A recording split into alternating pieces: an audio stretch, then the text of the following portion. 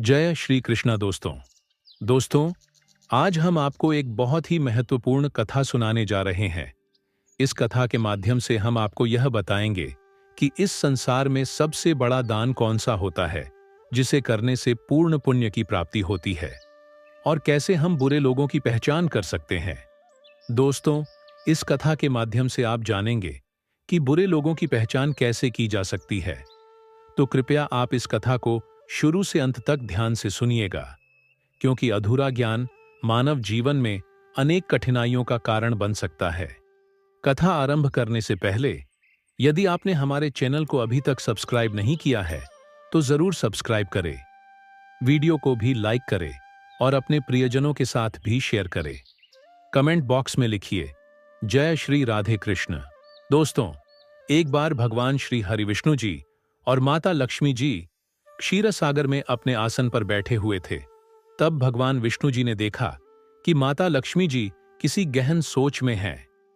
माता लक्ष्मी जी को गहन सोच में देखकर भगवान विष्णु जी मुस्कुराते हुए बोले, हे देवी, ऐसा प्रतीत होता है कि आज आप किसी गहन विचार में डूबी हुई हैं। आप निसंकोच होकर अपने प्रश्न पूछिए, हम आपके सभी प्रश्नों का समाधान अवश्य करेंगे। भगवान विष्णु जी की बात सुनकर माता लक्ष्मी ने कहा, हे प्रभु, आज मेरे मन में एक जिज्ञासा है।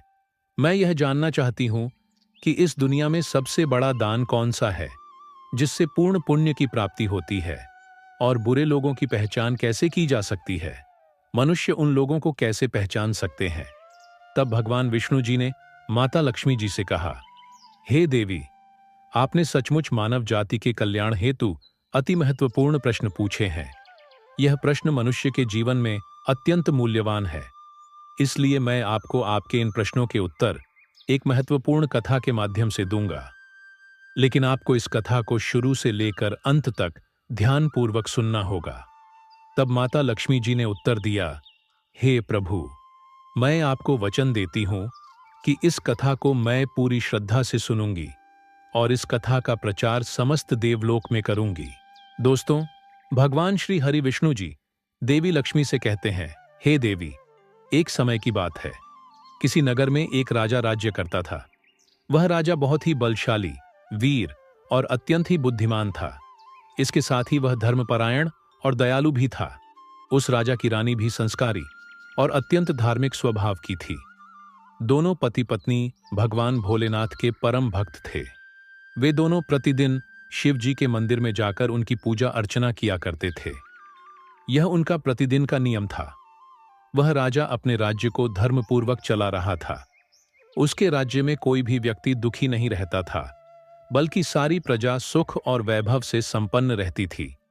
इसलिए पूरे नगर में हर तरफ खुशियां ही खुशियां बिखरी रहती थीं। वहां के जानवर भी एक दूसरे को कोई हानि नहीं पहुंचाते थे। यहां तक कि एक ही नदी में शेर और बकरी शांतिपूर्वक पानी पीते थे। ऐसे ही दिन बीत रहे थे। राजा की उम्र ढलती जा रही थी और उनके विवाह को भी कई वर्ष बीत चुके थे। लेकिन उस राजा को कोई संतान नहीं थी। हालांकि राजा इस बात को लेकर अधिक चिंता नहीं करते थे। वह निश्चिंत होकर अपनी प्रजा के सुख दुख का ध्यान रखते और प्रजा भी उसे अत्यधिक प्रेम और सम्मान देती थी। एक दिन की बात है, वह राजा हर रोज की तरह अपनी पत्नी के साथ भगवान शिव जी के मंदिर की ओर जा रहे थे। तभी अचानक उसने देखा कि सामने वाले घर में एक स्त्री झाड़ू लगा रही है। राजा और रानी जब उस स्त्री के घर के पास से गुजरे तो वह स्त्री उन्हें देखते ही अपना चेहरा फेरकर तेजी से घर के अंदर चली गई। उस स्त्री का ऐसा व्यवहार देखकर राजा और रानी को बिल्कुल भी अच्छा नहीं लगा। राजा उस समय अपनी रानी के साथ भगवान भोलेनाथ की पूजा करने के लिए मंदिर जा रहा था।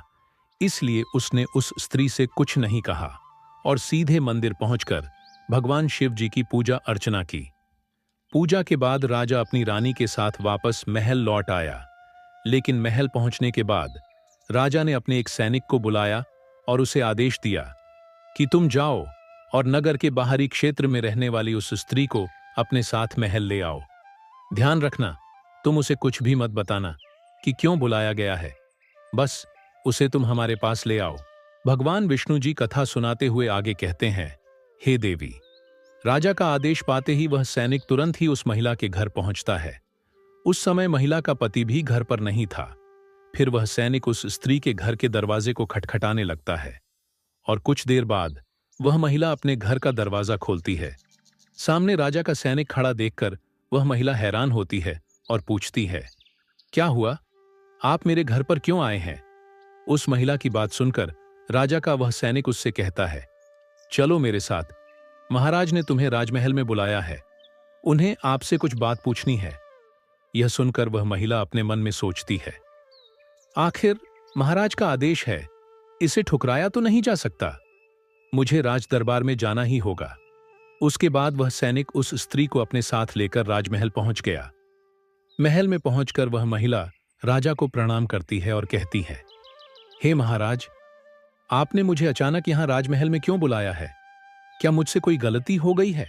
उस स्त्री की बात सुनकर राजा कहता है, तुम मुझे एक बात बताओ, आज सुबह जब मैं और मेरी पत्नी भगवान शिवजी के मंदिर जा रहे थे तो तुमने मुझे देखकर अपना मुंह फेर लिया और मुझे आते हुए देखकर तुम दौड़ते हुए अपने घर में चली गई। तुमने मुझे देखकर ऐसा दुर्व्यवहार क्यों किया? तब वह महिला निर्भीकता से राजा से कहती है, हे महाराज, आप भले ही मुझे मृत्युदंड दे दें तो भी मुझे कोई ऐतराज नहीं, परंतु मैं सच ही कहूंगी। आपके महल में बड़े बड़े विद्वान हैं, पंडित हैं। अगर मैं गलत बात बोलूं तो आप उनसे पूछ सकते हैं कि हमारे नगर में यह मान्यता है कि जो सुबह सुबह आपका चेहरा देख लेता है तो उस व्यक्ति का पूरा दिन खराब हो जाता है। क्योंकि आप संतानहीन हैं, अभी तक आपको संतान की प्राप्ति नहीं हुई है, इसी कारण मैंने आपका मुंह देखकर अपना मुंह फेर लिया था और अपने घर के अंदर चली गई थी। उस महिला की ऐसी बात सुनकर राजा आश्चर्य में पड़ जाता है। वह अपने मन में सोचता है कि यह महिला तो बिल्कुल सत्य कह रही है। यदि किसी नगर के राजा को संतान नहीं हो तो यह उसकी प्रजा के लिए बिल्कुल भी शुभ नहीं माना जाता। उसके बाद राजा उस महिला को वापस अपने घर जाने की अनुमति देता है। फिर राजा अपने मन में यह विचार करने लगता है कि अब मुझे भगवान शिवजी के मंदिर में जाकर संतान प्राप्ति के लिए यज्ञ करना चाहिए। ऐसा सोचकर वह राजा अपने कक्ष में लौटकर रानी से कहता है, हे प्रिय, हमारे नगर के लोग हमारे चेहरे को देखना भी पसंद नहीं करते हैं, क्योंकि हमारे पास अभी तक कोई संतान नहीं है। इसलिए हमें भगवान शिवजी के मंदिर में जाकर संतान प्राप्ति का यज्ञ करना चाहिए। हम भगवान भोलेनाथ के मंदिर में चलते हैं और भगवान शिव से प्रार्थना करते हैं कि वे हमें पुत्र प्रदान करें। राजा की बात सुनकर रानी भी उसकी बात मान लेती है। फिर राजा और रानी दोनों भगवान शिवजी के मंदिर पहुंचते हैं और भगवान शिवजी की पूजा करके संतान प्राप्ति के लिए यज्ञ का आयोजन करते हैं। भगवान विष्णु जी कथा सुनाते हुए आगे कहते हैं, हे देवी, पुत्र प्राप्ति के लिए राजा और रानी ने यज्ञ का आयोजन किया, लेकिन यज्ञ संपन्न होने के बाद भी उन्हें संतान की प्राप्ति नहीं हुई। यज्ञ के निष्फल होने से राजा अत्यंत निराश हो गया। यज्ञ का आयोजन करने वाले पंडित जी भी सोच में पड़ गए। पंडित जी ने मन ही मन सोचा, अब तक जितने भी यज्ञ मैंने किए हैं उनमें से कोई भी यज्ञ आज तक विफल नहीं हुआ है। इसका अर्थ यह है कि शायद इस राजा के भाग्य में ही खोट है और ऐसा प्रतीत होता है कि ईश्वर ने इस राजा के भाग्य में संतान का योग नहीं लिखा है। इसलिए संतान प्राप्ति का यज्ञ करने के बाद भी उसे संतान की प्राप्ति नहीं हुई। राजा हर संभव प्रयास करके थक चुका था और अब वह गहरे निराशा में डूबा रहता था। वह दिन रात संतान की कमी के बारे में सोचता और चिंता में खोया रहता था। एक दिन सिंहासन पर बैठे बैठे राजा को अचानक एक बात याद आती है कि दूसरे नगर के वन में एक महात्मा जी निवास करते हैं, जिनकी ख्याति दूर दूर तक फैली है। राजा के मन में विचार आता है कि शायद उन महात्मा के पास मेरे इस कष्ट का कोई समाधान हो। अगर मैं उनके पास जाऊं तो संभवतः वे मुझे पुत्र प्राप्ति का कोई उपाय बता सकें। मुझे उनके पास जाना चाहिए। अपने मन में यह निर्णय लेकर राजा तुरंत अपनी रानी के पास जाता है और उससे कहता है, हे प्रिय, दूसरे नगर के वन में एक महान तपस्वी और ज्ञानी महात्मा जी रहते हैं। मुझे लगता है कि हमें उनके पास जाना चाहिए। हो सकता है कि वे हमें पुत्र प्राप्ति का कोई मार्ग सुझा दें। फिर रानी भी राजा की इस बात से सहमत हो गई। रानी ने कहा, हे स्वामी, आपकी बात बिल्कुल सही है, हमें महात्मा जी से अवश्य मिलना चाहिए। रानी की सहमति पाकर राजा और रानी दोनों ने एक रथ में बैठकर महात्मा जी के दर्शन के लिए दूसरे वन की ओर प्रस्थान किया। कुछ समय के बाद वे दोनों वन में पहुंच गए। रथ से उतरकर राजा और रानी दोनों जंगल के भीतर जाने लगे। ऊंचे नीचे रास्तों से गुजरते हुए वे महात्मा के आश्रम की ओर बढ़ने लगे। भगवान विष्णु जी कथा सुनाते हुए आगे कहते हैं, हे देवी। फिर राजा और रानी वन के भीतर महात्मा जी की कुटिया के पास पहुंच जाते हैं। वहां वे देखते हैं कि महात्मा जी एक विशाल वृक्ष के नीचे ध्यानमग्न होकर साधना में लीन है। यह दृश्य देखकर राजा और रानी कुछ देर तक खामोशी से खड़े रह जाते हैं ताकि महात्मा जी की साधना में कोई विघ्न न आए। दोनों हाथ जोड़कर विनम्रतापूर्वक महात्मा जी के सामने खड़े रहते हैं। कुछ समय बाद महात्मा जी अपनी साधना से बाहर आते हैं और अपनी आंखें खोलते हैं। तब वे देखते हैं कि राजा और रानी उनके सामने अपने दोनों हाथों को जोड़कर खड़े हुए हैं। वे महात्मा जी उस राजा को अच्छी तरह से जानते भी थे, इसलिए वे राजा को देखते ही पहचान लेते हैं और राजा से मुस्कुराते हुए कहते हैं, हे राजन, आज आप यूं अचानक से हमारे पास किस प्रयोजन से पधारे हैं? तब राजा ने नम्रता से महात्मा जी को प्रणाम किया और अपनी व्यथा महात्मा जी को कह सुनाई। उसने बताया कि कैसे उन्होंने पुत्र प्राप्ति के लिए यज्ञ किया, परंतु सभी प्रयास व्यर्थ गए। यह सब सुनने के बाद महात्मा जी कुछ क्षणों के लिए मौन हो गए और अपनी आंखें बंद कर लीं। वे ध्यानस्थ होकर राजा के जीवन की घटनाओं का आंतरिक दृष्टि से अवलोकन करने लगे। कुछ समय बाद महात्मा जी ने अपनी आंखें खोलीं और गंभीर स्वर में बोले, राजन, मैंने आपके जीवन का एक ऐसा सत्य देखा है जिसे सुनकर आपको कष्ट हो सकता है। आपके पिछले जन्म में किए गए एक पाप का फल इस जन्म में आपके भाग्य पर भारी पड़ा है। आपने पिछले जन्म में एक ऐसा घोर पाप किया था जिसके परिणाम स्वरूप इस जीवन में आपके भाग्य में संतान प्राप्ति का योग नहीं है। इसी कारण से आपके सभी प्रयास निष्फल हो रहे हैं। भगवान विष्णु जी कथा सुनाते हुए आगे कहते हैं, हे देवी। महात्मा जी की बातें सुनकर राजा उनके चरणों में गिर पड़ा और विनती करते हुए बोला, हे महात्मन, कृपा करके आप ऐसा मत कहिए। आप ही हमारे दुख को हरने का कोई उपाय सुझाइए। राजा की यह व्याकुलता देखकर महात्मा जी ने उसे सहारा देकर अपने चरणों से उठाया और बोले, हे राजन, इतनी अधीरता आपको बिल्कुल भी शोभा नहीं देती। मैं अभी आपको आपके इस कष्ट का निवारण करने का उपाय बताता हूं, जिसे करने के बाद आपको अवश्य ही पुत्र की प्राप्ति होगी। इतना कहकर वे महात्मा जी अपनी कुटिया के भीतर जाते हैं और थोड़ी देर के बाद हाथ में एक कटोरी में खीर लेकर बाहर आ जाते हैं। उन्होंने वो खीर राजा को देते हुए कहा, राजन, महल पहुंचकर आप और रानी साहिबा दोनों ही स्नानादि के बाद इस खीर को प्रसाद के रूप में ग्रहण करें। ऐसा करने से आपको निश्चित ही पुत्र की प्राप्ति होगी।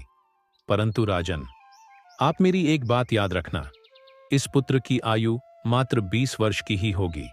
जिस दिन आपके पुत्र की आयु 20 वर्ष की होगी, उसी दिन उसकी मृत्यु हो जाएगी। महात्मा जी की इस बात को सुनकर राजा गहरी सोच में डूब गया। वह अपने मन में सोचने लगा, चलो 20 वर्ष के लिए ही सही, परंतु इस संतानहीनता का कलंक तो मिट जाएगा, हमें संतान का सुख तो मिलेगा। राजा ने मन ही मन इस बात को स्वीकार कर लिया और महात्मा जी से निवेदन किया, हे महात्मन, आपका आशीर्वाद और मार्गदर्शन स्वीकार है, कृपा करके हमें यह अवसर दे। महात्मा जी ने मुस्कुराते हुए राजा को आशीर्वाद दिया। राजा और रानी ने महात्मा जी को प्रणाम किया, उनकी चरण वंदना की और विनम्रतापूर्वक आभार व्यक्त किया। इसके बाद राजा और रानी अपने रथ में बैठकर महल की ओर लौट चले। इसके बाद महल पहुंचकर राजा और रानी स्नान आदि कर भगवान भोलेनाथ जी का प्रसाद मानते हुए श्रद्धा से उस खीर को ग्रहण करते हैं। उसके कुछ ही दिनों बाद रानी गर्भवती हो जाती है, जिससे रानी बहुत ही प्रसन्न हो जाती है। जब राजा ने यह शुभ समाचार सुना तो वह भी खुशी से झूम उठा। संतान प्राप्ति का यह सुखद समाचार सुनने के बाद राजा ने महात्मा जी के प्रति अपनी कृतज्ञता प्रकट करने का निश्चय किया। राजा अपने रथ में ढेर सारे फल, फूल, वस्त्र और अन्य भेंट सामग्रियां रखकर वन में महात्मा जी की कुटिया की ओर चल पड़ा। कुटिया के निकट पहुंचकर राजा ने अपने रथ को रोक दिया और विनम्र भाव से नीचे उतरकर महात्मा जी के पास पहुंचा। महात्मा जी ध्यानमग्न बैठे थे। राजा ने उनके पास जाकर सभी वस्त्र, फल, फूल उन्हें समर्पित किए और गहरे आदर के साथ प्रणाम करते हुए कहा, हे महात्मन, आपकी ही कृपा से हमें संतान प्राप्ति का सुख प्राप्त होने जा रहा है, इसलिए आप मेरी यह तुच्छ सी भेंट कृपा कर स्वीकार करें। महात्मा जी राजा की विनम्रता और कृतज्ञता से अत्यंत प्रसन्न हुए। उन्होंने राजा की भेंट को स्वीकार कर उसे आशीर्वाद दिया और कहा, राजन, तुम्हारी भक्ति और संकल्प ने ही तुम्हारे जीवन को फलवंत किया है। तुम्हारे हृदय में जो प्रेम और श्रद्धा है वह अनमोल है। जाओ, तुम्हारी संतान गुणवान और धर्मनिष्ठ हो। उसके बाद राजा ने महात्मा जी का आशीर्वाद पाकर उनसे विदा ली और अपने रथ में बैठकर वापस अपने महल की ओर प्रस्थान करते हैं। महल लौटकर राजा बहुत ही खुशियां मनाता है।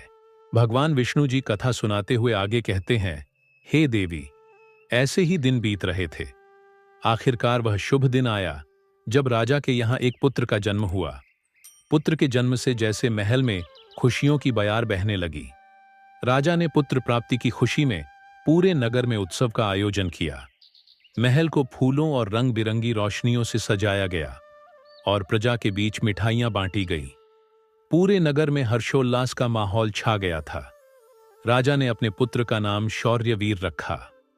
शौर्यवीर अपने पिता के ही गुणों का प्रतीक बनते हुए बड़ा होने लगा। वह अपने पिता की तरह ही धर्मनिष्ठ, आत्मानुरागी और परमेश्वर का अनन्य भक्त था। समय के साथ उसकी बुद्धिमत्ता, शौर्य और भक्ति के गुण प्रकट होने लगे, जिससे राजा का हृदय गर्व से भर उठता। शौर्यवीर के गुणों और आचरण को देखकर सभी आश्वस्त थे कि वह एक दिन अपने पिता की तरह महान राजा बनेगा। जैसे जैसे समय बीता, राजा का हृदय गर्व और खुशी से भरता गया। संतान सुख की प्राप्ति ने उसकी सभी चिंताओं को मानो हर लिया था और वह अपने पुत्र में संपूर्ण संसार का आनंद खोजने लगा। वह राजा पुत्र के प्रति अपने स्नेह में इतना डूब गया कि वह यह महत्वपूर्ण बात भी भूल बैठा कि उसके पुत्र की आयु मात्र 20 वर्ष तक की है। भगवान विष्णु जी कथा सुनाते हुए आगे कहते हैं, हे देवी, फिर एक दिन जब उस राजा को यह बात याद आती है कि उसके पुत्र शौर्यवीर की आयु मात्र 20 वर्ष की ही है, इसलिए जब राजा के पुत्र शौर्यवीर की आयु 15 वर्ष हो जाती है, तब वह राजा दिन रात पुत्र के भविष्य को लेकर व्याकुल रहने लगा। इस बीच एक अन्य नगर में एक महापराक्रमी राजा का राज्य था। उस राजा की एकमात्र पुत्री थी, जो अपनी सुंदरता और दयालुता के लिए प्रसिद्ध थी। वह देखने में ऐसी लगती थी मानो स्वर्ग की अप्सरा स्वयं धरती पर उतर आई हो। वह बहुत ही दानी स्वभाव की थी, क्योंकि उसने अपने माता पिता से धर्म और संस्कारों की शिक्षा ली थी। इसलिए उसका हृदय करुणा और उदारता से भरा हुआ था। वह प्रतिदिन सुबह उठकर पक्षियों को दाना डालती और अपने द्वार पर आने वाले साधु संतों, भिक्षुओं को सदा ही आदर से भोजन कराती थी। कोई भी भूखा उसके द्वार से खाली हाथ नहीं लौटता था। ऐसे ही दिन बीत रहे थे। उस राजा की पुत्री भी अपने गुणों के साथ बड़ी हो रही थी। एक दिन जब शौर्यवीर के पिता को यह बात पता चली कि दूसरे नगर में एक धीर वीर और पराक्रमी राजा राज्य करता है, जिसकी पुत्री गुणों की खान है, साथ ही वह अत्यंत सुंदर भी है, तो राजा ने अपने मन में सोचा कि ऐसी धर्मात्मा और तेजस्वी कन्या के साथ अपने पुत्र शौर्यवीर का विवाह करना उचित रहेगा।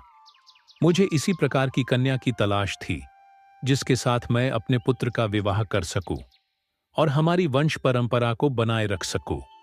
इस विचार के साथ ही राजा ने अपने मन में निर्णय किया कि वह उस राजा से प्रस्ताव रखेगा, जिससे वह अपने पुत्र शौर्यवीर का विवाह उस सुंदर और धार्मिक कन्या के साथ कर सके। भगवान विष्णु जी माता लक्ष्मी से कहते हैं, हे देवी। फिर शौर्यवीर के पिता ने अपने पुत्र के विवाह का प्रस्ताव संदेशवाहक के माध्यम से दूसरे नगर के राजा तक पहुंचाया। जब दूसरे नगर के राजा ने यह प्रस्ताव सुना, तो उसने अपने मन में विचार किया कि चलो, अब मुझे अपनी पुत्री का विवाह कर देना चाहिए। और मैंने सुना है कि इस राजा के पुत्र की आयु मात्र 20 वर्ष ही है। इस राजा का पुत्र बहुत ही योग्य, पराक्रमी और धर्मपरायण है। भले ही उसकी आयु का भविष्य अनिश्चित हो, इसलिए अगर उसके यहाँ कोई पुत्र पैदा हो गया तो उसका वंश आगे बढ़ता रहेगा। जिससे मेरी पुत्री भी अपनी संतान के साथ सुखी रहेगी। इन विचारों को मन में संजोए हुए उस राजा ने शौर्यवीर के विवाह प्रस्ताव को सहर्ष स्वीकार कर लिया। फिर कुछ ही दिनों के भीतर शुभ मुहूर्त में शौर्यवीर का उस राजकुमारी के साथ विवाह हो गया। वह राजकुमारी न केवल सुंदर थी, बल्कि बहुत ही दयालु स्वभाव की थी। उसने अपने बचपन से ही यह नियम अपनाया था कि जब तक वह किसी भूखे या असहाय प्राणी को भोजन नहीं करवाती, तब तक वह स्वयं भोजन ग्रहण नहीं करती। उसके माता पिता ने उसे सेवा और दान की भावना सिखाई थी और उसने उसे अपने जीवन का अटूट हिस्सा बना लिया था। विवाह के पश्चात राजकुमारी का यह नियम उसके ससुराल में भी जारी रहा। हर सुबह वह महल के द्वार पर जाकर जरूरतमंद लोगों को भोजन करवाती और अपने हाथों से उन्हें अन्न दान करती। उसकी यह दया भावना देखकर महल के सभी लोग उसका बहुत सम्मान करने लगे थे। धीरे धीरे ऐसे ही समय गुजर रहा था और हर गुजरते दिन के साथ शौर्यवीर की उम्र भी बढ़ रही थी। राजा और रानी इस बात को लेकर मन ही मन चिंतित रहते कि उनका पुत्र अब अपने जीवन के अंतिम समय की ओर बढ़ रहा है। उन्हें महात्मा की वह भविष्यवाणी हमेशा याद रहती कि शौर्यवीर की आयु केवल 20 वर्ष ही होगी। इस दुखद सत्य को केवल राजा और रानी ही जानते थे। उन्होंने यह बात किसी और को नहीं बताई थी, ताकि महल में कोई चिंता का माहौल न बने। जैसे जैसे शौर्यवीर की आयु 20 वर्ष की ओर बढ़ती जा रही थी, राजा और रानी के दिल की धड़कनें तेज हो जातीं। अपने पुत्र के प्रति उनका प्रेम और मोह इतना अधिक था कि वे चाहकर भी इस चिंता से मुक्त नहीं हो पाते थे। भगवान विष्णु जी कथा सुनाते हुए आगे कहते हैं, हे देवी, फिर वह दिन भी आ जाता है जब शौर्यवीर के जीवन के मात्र 3 दिन शेष रह जाते हैं। राजा और रानी का दिल भारी हो जाता है। राजा बार बार अपने मन में सोचने लगा कि अब मैं क्या करूं? मेरा पुत्र 3 दिन बाद मुझसे हमेशा के लिए दूर हो जाएगा। क्या कोई ऐसा उपाय नहीं है जिससे मैं उसे बचा सकूं? रानी भी इस दुख से भरी थी और हर पल अपने पुत्र के जीवन की कल्पना करती रहती। इसलिए उनके पुत्र मोह ने उन्हें बीमार और कमजोर बना दिया था। दोनों इतने दुखी थे कि अब उन्होंने भोजन करना भी छोड़ दिया था, परंतु अपनी पीड़ा को उन्होंने किसी के सामने प्रकट नहीं किया। वे नहीं चाहते थे कि महल के लोग उनके पुत्र की मृत्यु की बात सुनकर दुखी हों और चिंता में पड़ जाए। फिर वह आखिरी दिन भी आ पहुंचा, जिस दिन शौर्यवीर की आयु पूरी होनी थी, उसकी मृत्यु होनी थी। फिर उस दिन जैसे ही सुबह हुई, राजा और रानी अपनी चिंता और दुख से व्याकुल होकर भगवान भोलेनाथ के मंदिर में बैठकर उनकी पूजा अर्चना में लग गए। वे दोनों भगवान भोलेनाथ से प्रार्थना करते हुए कहने लगे, हे प्रभु, आप कृपा करके हमें पुत्र की मृत्यु होने के दुख को सहन करने की शक्ति दीजिए। हम जानते हैं कि जो भी किसी के भाग्य में लिखा होता है, उसे कोई बदल नहीं सकता, वो होकर ही रहता है। परंतु हमारे लिए यह समय बहुत ही कठिन है। उधर राजकुमार शौर्यवीर की पत्नी अपने दैनिक धर्मकर्म के कामों में लगी हुई थी। हर दिन की तरह वह भूखे गरीबों और निर्धनों को भोजन करा रही थी, पक्षियों को दाना डाल रही थी और जरूरतमंदों की सहायता में लगी थी। उसे अपने पति की आयु के बारे में कुछ भी पता नहीं था, इसलिए वह निश्चिंत होकर अपने कार्यों में मग्न थी। इसी बीच यमलोक में धर्मराज जी ने देखा कि आज राजकुमार शौर्यवीर की मृत्यु का दिन है, तो उन्होंने तुरंत ही अपने 2 प्रमुख दूतों को बुलाया और उन्हें आदेश दिया, जाओ और अब से कुछ समय बाद राजकुमार शौर्यवीर के प्राण उसके शरीर से निकालकर अपने साथ यमलोक ले आओ। परंतु ध्यान रहे कि उसकी मृत्यु एक विशेष कारण से होनी है। उसकी मृत्यु एक सांड द्वारा उसे पीछे से ठोकर मारने से ही होगी। जब वह सांड राजकुमार शौर्यवीर को पीछे से ठोकर मारेगा, तभी उसके प्राण हमारे पास आ सकेंगे। इसके लिए तुम दोनों एक सांड के पास जाकर उसे राजकुमार शौर्यवीर की मृत्यु के लिए प्रेरित करो। धर्मराज के आदेशानुसार वे दोनों दूत यमलोक से धरती पर जाने के लिए तत्पर हो गए। भगवान विष्णु जी माता लक्ष्मी से कहते हैं, हे देवी। वे दोनों यमदूत राजकुमार शौर्यवीर के प्राण लेने के लिए आकाश मार्ग से होते हुए पृथ्वी लोक पहुंच जाते हैं। दूसरी ओर धर्मराज की माया के प्रभाव से एक सांड ने अपने मन में सोचा कि आज मुझे राजमहल के सुंदर बगीचे में प्रवेश करना चाहिए और वहां घूमना चाहिए। मुझे देखना चाहिए कि राजमहल का बगीचा कैसा है। फिर बिना किसी रुकावट के वह सांड धीरे धीरे चलते हुए महल के बगीचे में जा पहुंचा। संयोग से यह वही बगीचा था जहां राजकुमार शौर्यवीर प्रतिदिन टहलने के लिए आते थे। धर्मराज की माया से प्रेरित वह सांड जैसे ही बगीचे में प्रवेश करता है तो वहां जाकर वह घास चरने और इधर उधर घूमने लगता है। उसी समय धर्मराज जी के दो दूत राजमहल के बगीचे के द्वार के पास खड़े हो गए। वे दोनों बगीचे के भीतर की गतिविधियों पर नजर बनाए रखते हैं। कुछ समय बाद राजकुमार शौर्यवीर उस बगीचे में टहलने के लिए आता है। राजकुमार शौर्यवीर को सांड के वहां होने का एहसास नहीं था और वो अपने विचारों में खोए हुए बगीचे में टहलने लगता है। तब वे दोनों यमदूत अपने मन में सोचते हैं, अब बस थोड़ी ही देर में राजकुमार शौर्यवीर की आयु समाप्त होने का समय निकट आ जाएगा। हमें इंतजार है उस पल का जब यह सांड राजकुमार को ठोकर मारेगा, तब हम उसके प्राण लेकर यमलोक लौट जाएंगे। जब वे दोनों दूत यह विचार कर रहे थे कि तभी क्या होता है कि एक अन्य नगर में एक निर्धन ब्राह्मण रहता था। उस ब्राह्मण की एक पुत्री थी जिसका समय रहते उसने विवाह कर दिया था, लेकिन दुर्भाग्य से उसकी बेटी का पति एक दुष्ट प्रवृत्ति का व्यक्ति था जो बहुत ही मदिरापान करता था, जुआ खेलता था और पराई स्त्रियों के साथ संबंध बनाता था। यही नहीं, वह अपनी पत्नी को नशे में धुत होकर अक्सर मारता पीटता था और उसे घर से निकालना चाहता था। उसकी इस आदत के कारण गरीब ब्राह्मण की बेटी बहुत ही दुखी और पीड़ित रहने लगी थी। लेकिन वह गरीब ब्राह्मण की बेटी जब अपने पति के साथ कुछ समय तक रही, तब एक दिन वह गर्भवती हो जाती है। इसलिए एक दिन उसने अपने पति की मारपीट से तंग आकर उसे छोड़कर वो अपने पिता के घर अपने मायके में आ जाती है। वह आंसुओं से भरी आंखों के साथ अपने पिता से कहती है, पिताजी, आज के बाद मैं अपने पति के साथ नहीं रह सकती, क्योंकि वह मुझे रोज मारता पीटता है और बुरी तरह से अपमानित करता है और मैं उसके इस व्यवहार से तंग आकर उसको छोड़कर मायके चली आई हूं। मुझे क्षमा कर दीजिए, पर अब मैं अपने मायके में ही रहना चाहती हूं। उसका पिता अब बहुत ही वृद्ध हो चुका था और अब उसकी कमाई का कोई ठोस साधन नहीं था, जिसके कारण उसे प्रतिदिन नगर के विभिन्न घरों में जाकर भिक्षा मांगनी पड़ती थी ताकि वह किसी प्रकार अपने और अपने परिवार का पेट भर सके। भगवान विष्णु जी कथा सुनाते हुए आगे कहते हैं, हे देवी, जब उसकी बेटी का गर्भकाल पूरा हुआ तो उसने एक सुंदर पुत्र को जन्म दिया, लेकिन जन्म देने के बाद उसे बहुत तेज भूख लगने लगी। उसे भोजन की आवश्यकता थी। प्रसव के बाद भूख कई गुना बढ़ जाती है, इसलिए वह अपने पिता से भोजन मांगने लगी। दुर्भाग्यवश उसके पिता सुबह से ही भिक्षा के लिए नगर नगर गए हुए थे, परंतु रोज रोज भिक्षा मांगने के कारण उस दिन किसी ने उसे भिक्षा नहीं दी थी। भगवान विष्णु जी कथा सुनाते हुए आगे कहते हैं, हे देवी, गरीबी किसी भी मनुष्य के लिए एक सबसे बड़ा अभिशाप है और यह उसके आत्मसम्मान और अस्तित्व के लिए अत्यंत पीड़ादायक होती है। उधर उस गरीब ब्राह्मण को किसी ने भी भोजन नहीं दिया, इसलिए वह खाली हाथ ही घर वापस लौट आता है। इधर उसकी पुत्री भूख से बहुत ही व्याकुल हो रही थी।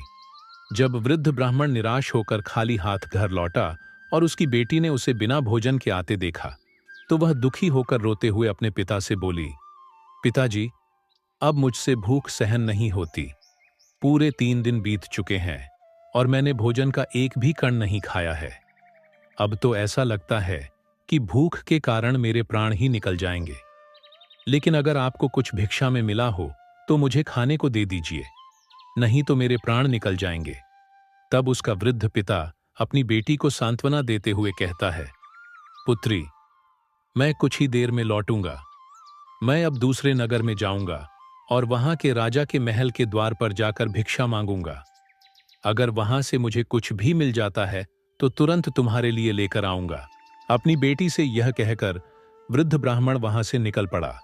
इधर राजकुमार शौर्यवीर की पत्नी, जो कि रोजाना गरीबों को भोजन करवाती थी, उस दिन उस नगर के राजा और रानी दोनों अत्यधिक बीमार पड़ गए थे, क्योंकि पुत्रमोह के कारण वे बहुत ही चिंतित थे और शौर्यवीर की पत्नी उनके कक्ष में थी। इसलिए आज उसने गरीबों को भोजन नहीं करवाया था, परंतु उसने अपने पति के लिए भोजन बनाया था और भोजन की थाल सजाकर रख दी थी कि जब उसका पति बगीचे से लौटेगा तो वह उसे भोजन कराएगी। क्योंकि उसका पति अपने माता पिता के पास बैठकर उनकी सेवा करके अपने बगीचे में घूमने के लिए गया हुआ था। भगवान विष्णु जी कथा सुनाते हुए आगे कहते हैं, हे देवी। इधर वह वृद्ध ब्राह्मण राजमहल के द्वार पर पहुंच जाता है। जब राजकुमार की पत्नी ने उसे देखा तो उसके मन में उस वृद्ध ब्राह्मण के प्रति दया उमड़ आई। उसके बाद वह वृद्ध ब्राह्मण उस राजकुमार की पत्नी की तरफ देखकर विनम्रता से उससे कहता है, हे पुत्री, यदि मुझे इसमें से कुछ भोजन मिल जाए तो तुम्हारा बड़ा ही उपकार होगा। राजकुमार की पत्नी को उस ब्राह्मण की बात सुनकर उस पर बहुत दया आई। उसने सोचा, यह तो कोई गरीब ब्राह्मण है जो भूखा है और मुझसे कुछ भोजन मांग रहा है। यह सोचकर राजकुमारी की पत्नी उसे भोजन देने के लिए तैयार हो गई। लेकिन अचानक वह अपने मन में सोचने लगती है कि यह भोजन तो मैंने अपने पति के लिए बनाया है। अगर मैं इसे यह भोजन दे दूंगी तो मेरे पति क्या खाएंगे?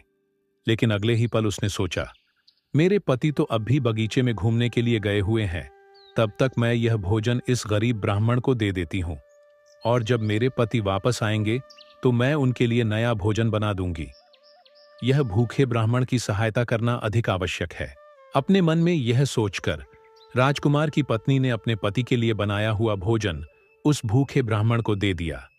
उसके बाद वह ब्राह्मण भोजन की थाली लेकर जल्दी जल्दी अपने नगर की ओर रवाना हो गया और वह भोजन लेकर अपने घर आ गया। उसकी पुत्री 3 दिनों से भूखी थी। उसने 3 दिनों से कुछ भी नहीं खाया था और उसके चेहरे पर भूख की पीड़ा साफ झलक रही थी। उधर राजकुमार शौर्यवीर, जो बगीचे में टहलने गया था, अपने कक्ष की ओर वापस लौट रहा था। बगीचे के बाहर खड़े यमदूत राजकुमार के प्राण लेने के लिए तैयार थे और एक सांड भी धर्मराज की माया से प्रेरित होकर वहीं घूम रहा था।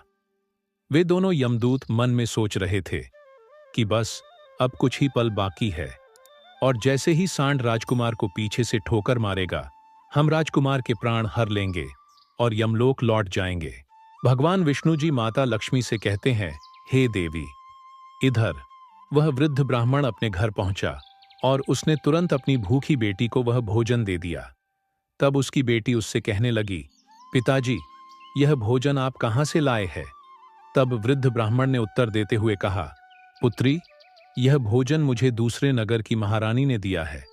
उस नगर के राजा की पुत्र वधू बहुत ही दयालु और उदार हृदय की है। उसने मुझ पर दया करके मुझे यह स्वादिष्ट भोजन दिया है। उस भोजन को देखकर उस वृद्ध ब्राह्मण की बेटी की आत्मा से आशीर्वाद निकलने लगा। वह भगवान से प्रार्थना करने लगी कि हे भगवान, जिसने भी मेरे पिता को यह भोजन दिया है उसका सुहाग अमर रहे और वह सदा सौभाग्यवती बनी रहे। जैसे ही उसने भोजन का निवाला अपने मुंह में डाला, उसकी आत्मा की तृप्ति हो गई और उसकी आत्मा से सच्चे मन से आशीर्वाद निकलने लगे कि महारानी का पति दीर्घायु और स्वस्थ रहे। इधर राजकुमार शौर्यवीर अपने महल की ओर बढ़ रहा था और बगीचे के बाहर खड़े यमदूत उसकी मृत्यु का बेसब्री से इंतजार कर रहे थे। परंतु जैसे ही राजकुमार बगीचे में उस सांड के सामने पहुंचा तो सांड ने तुरंत उसे पीछे से ठोकर मारने के लिए अपनी ताकत जुटाई। वह अपनी सींगों से उसे मारने ही वाला था कि तभी अचानक से 2 देवदूत वहां प्रकट हो जाते हैं और अपनी दिव्य शक्ति से उस सांड को बेहोश कर देते हैं। वह सांड हिल भी नहीं पा रहा था।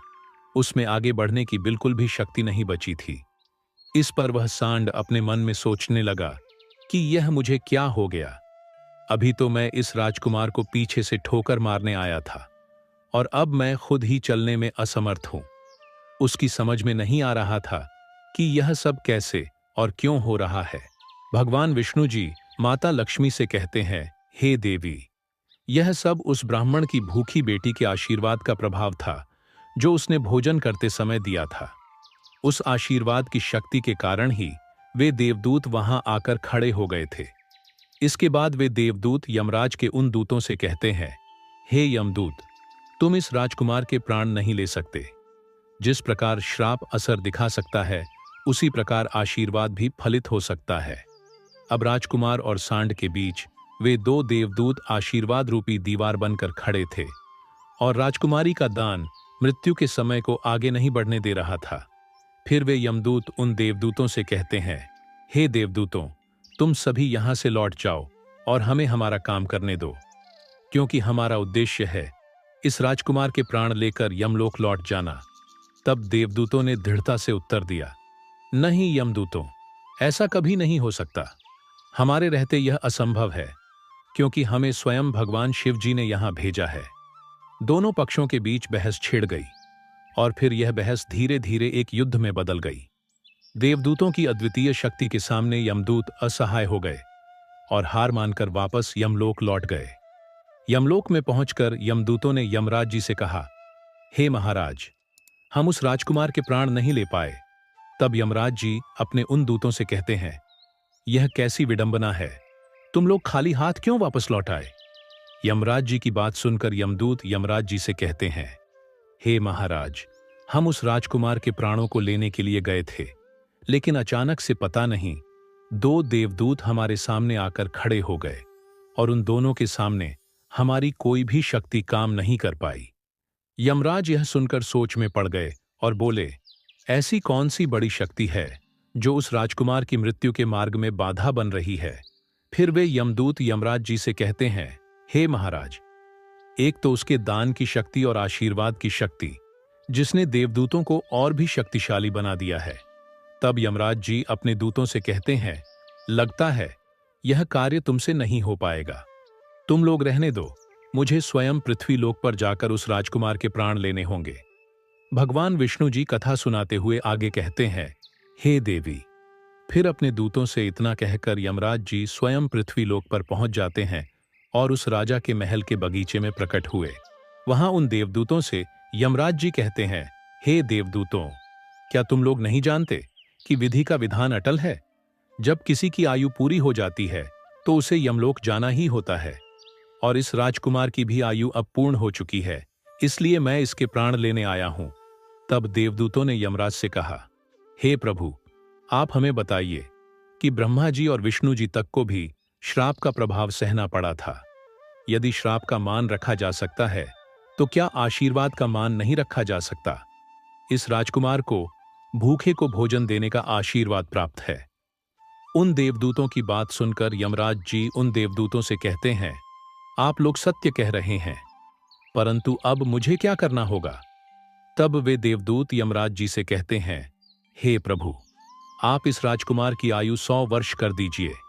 इसके बाद ही आप इस राजकुमार के प्राण लेने के लिए पधार सकते हैं, और यही भगवान शिव जी का भी आदेश है।